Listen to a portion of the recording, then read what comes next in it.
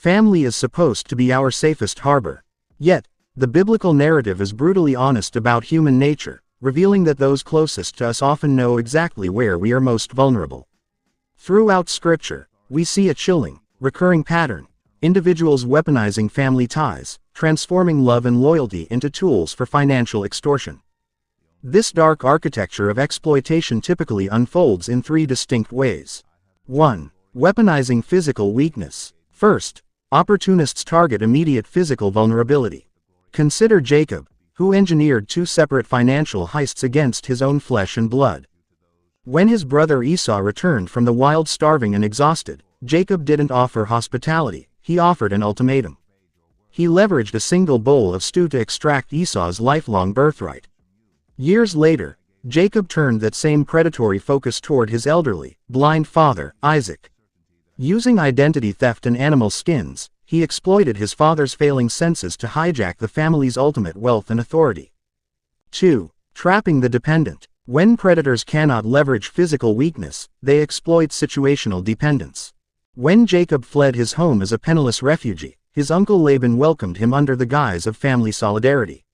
But Laban quickly transitioned from a welcoming relative to a predatory handler.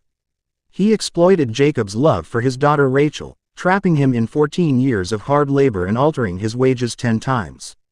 Laban proved that relatives will often use the pretense of helping family to secure cheap, systemic, and exploitative labor.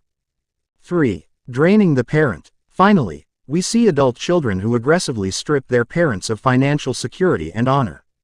In the Old Testament, Absalom spent 4 years undermining his father, King David, systematically dismantling the king's reputation before launching a violent coup to seize the palace and its resources. In the New Testament, Jesus highlights this exact entitlement in the parable of the prodigal son, who demands his inheritance while his father is still healthy.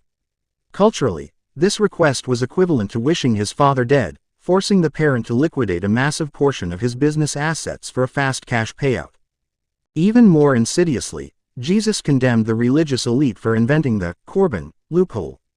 Adult children would legally dedicate their money to the temple, which blocked their aging parents from using those funds for food or medicine, while the children retained full use of the wealth. In conclusion, the takeaway from these narratives is sobering.